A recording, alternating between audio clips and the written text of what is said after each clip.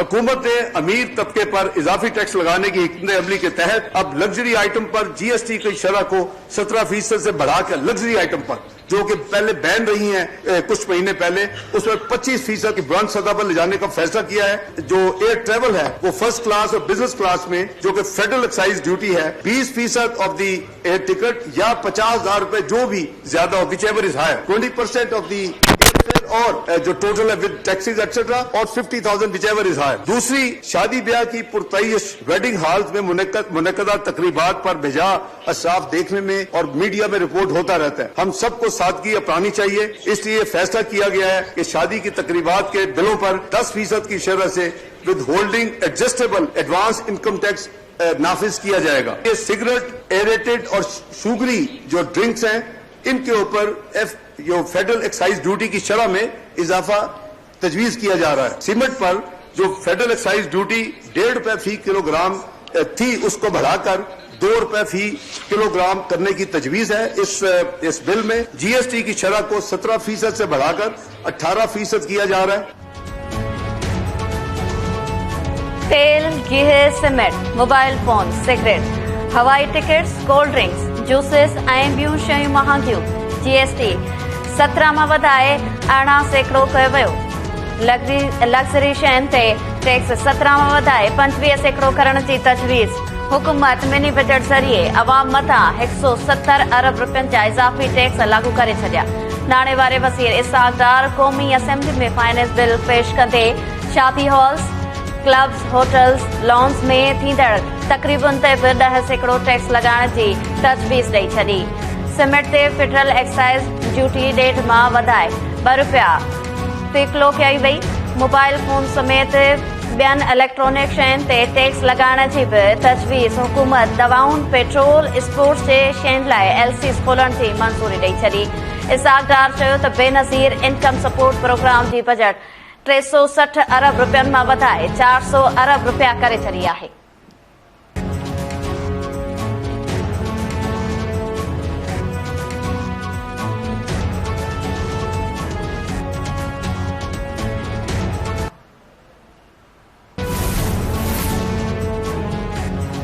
क़ौमी असेंबली खां पोइ सेनेट में भी मिनी बजट पेश। इसहाक़ डार जी तकरीर दौरान मुखालिफ़ जो एहतजाज। मिनी बजट जूं कापियूं फाड़े छॾियूं। PTI सेनेटर्स पारां सेनेट चेयरमैन जी डाइस जो घेराव। ऐवान मसी मार्केट बणिजी वियो। चेयरमैन मालियाती बिल स्टैंडिंग कमेटी ॾांहुं उमाणे छॾियो। इजलास 17 फरवरी ताईं मुलतवी।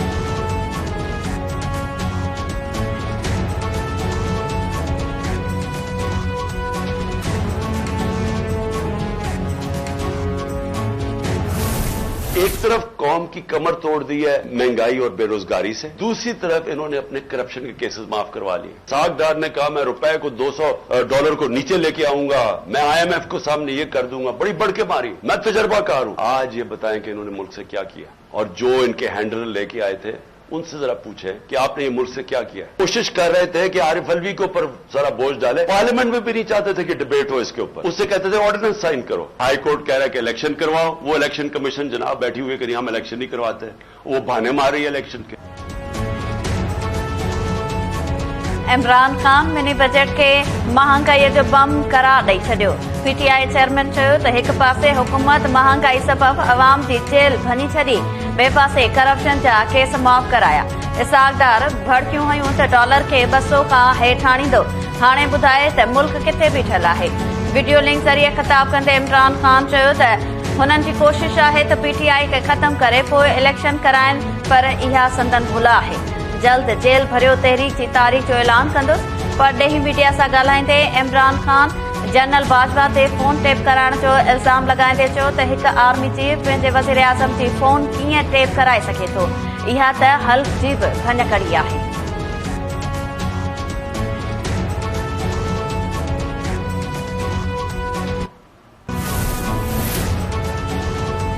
इस्लामाबाद जी दहशतगर्दी टोड़ अदालत पेश न थियण ते PTI चेयरमैन इमरान खान जी ज़मानत ख़ारिज करे छॾी। हाज़ुरी खां छूट वारी दरख़्वास्त बि रद्द। दहशतगर्दी टोड़ अदालत इलेक्शन कमीशन आॾो एहतजाज वारे केस में इमरान खान जी ज़मानत वारी दरख़्वास्त ते फ़ैसिलो ॿुधायो। अदालत चयो त हिकु बुलेट इंजरी ते कंहिं बि जवाबदार खे एतिरी रियायत नथी ॾेई सघिजे। एतिरी रियायत ॾिनी वई त समूरनि जवाबदारनि लाइ हूंदी। अदालत अहिड़ो को बि मिसाल क़ाइमु करणु नथी चाहे।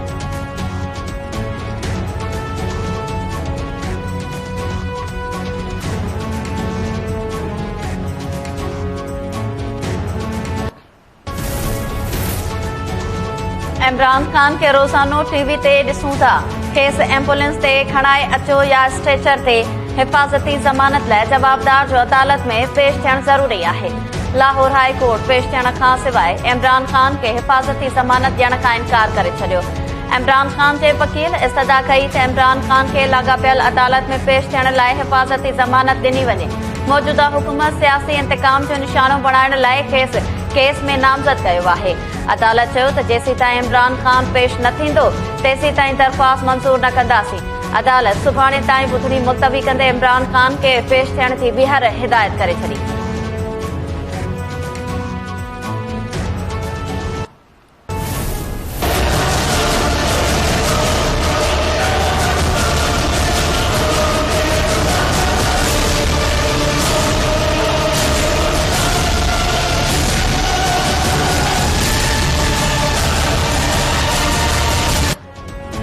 हुकूमत अवाम ते पेट्रोल बम किराइण जो फ़ैसिलो बि करे वरितो। पेट्रोलियम शयुनि जी क़ीमतुनि में 32 रुपयनि ताईं वाध जो इम्कान। डीज़ल ते बि लेवी 10 रुपयनि ताईं वधाई वेंदी। ज़रनि मूजिबि पेट्रोल जी क़ीमत 282 रुपया ऐं डीज़ल जी क़ीमत 295 रुपयनि ताईं थी सघे थी। पेट्रोल महांगो थियण जूं ख़बरूं साम्हूं ईंदे ई अक्सर शहरनि में पंप्स बंदि थी विया।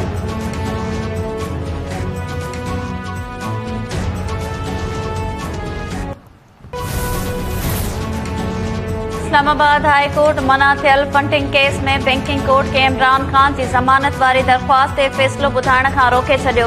अदालत तिबी बुनियादुनि ते इमरान खान जी दरख़्वास्त मंज़ूर कई।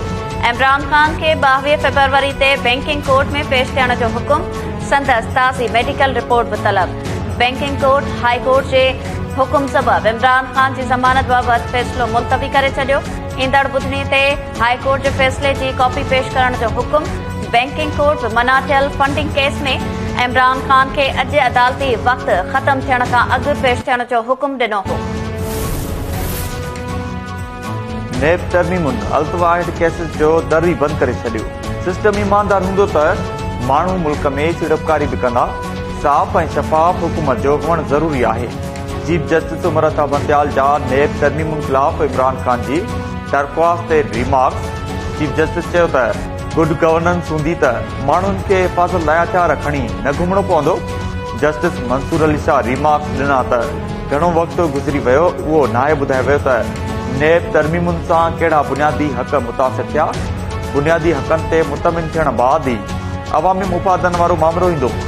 जस्टिस एजाज़ुल हसन रिमार्क्स में चयो त सुप्रीम कोर्ट वटि कंहिं बि मामले खे ॾिसण लाइ वसी अख़्तियार मौजूदु आहिनि।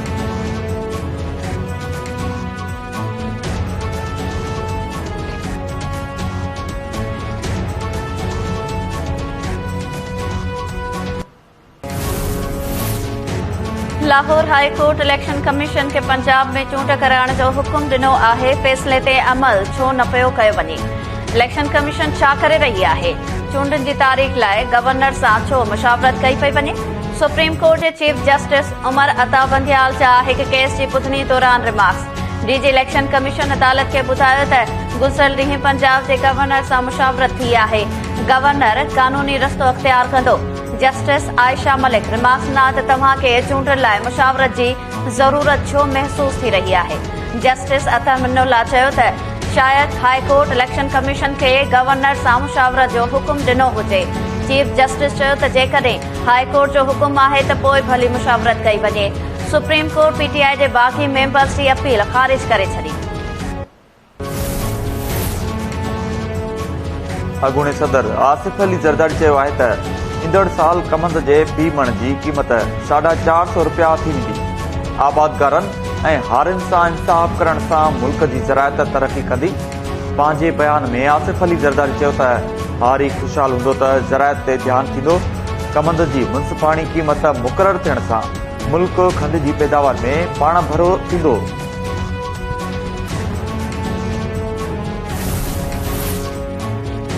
सिंध यूनाइटेड पार्टी जो सिंध में वधंदड़ महांगाई, बदअमनी, करप्शन ऐं बद इंतज़ामी ख़िलाफ़ सखर खां कराची ॾांहुं पैदल लॉन्ग मार्च। जलाल महमूद शाह, ज़ैन शाह ऐं रोशन बुरड़ो जी अॻवाणी में लॉन्ग मार्च शुरू थियो।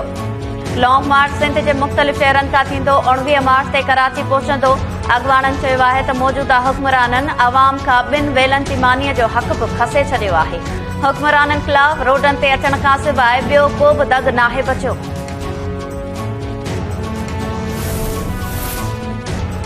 Pakistan super league G T match में कोयटा ग्लैडिएटर्स जी टीम 110 रन्स ते ढेर थी वई। 111 रन्स जो हदफ हासिल करण लाइ मुल्तान सुल्तान्स जी बैटिंग जारी। मुल्तान सुल्तान्स जे एहसान लाइ 5 विकेट्स वठी कोयटा ग्लैडिएटर्स जी बैटिंग लाइन तबाह करे छॾी। सुमैन गिल ऐं अब्बास आफिदी बि 2 विकेट्स वरतियूं।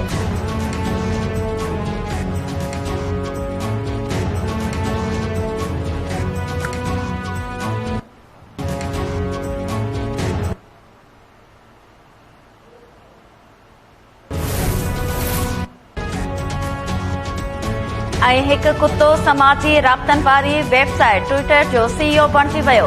एलोन मस्क नई CEO जी तस्वीर जारी करे सभिनी खे हैरान करे छॾियो। जारी कयल तस्वीर में कुते खे कारे रंग जी टी शर्ट पहिरियल आहे ऐं टी शर्ट ते CEO लिखियल आहे। एलोन मस्क लिखियो आहे त ही CEO ॿियनि खां घणो बहितर ऐं स्टाइल वारो आहे।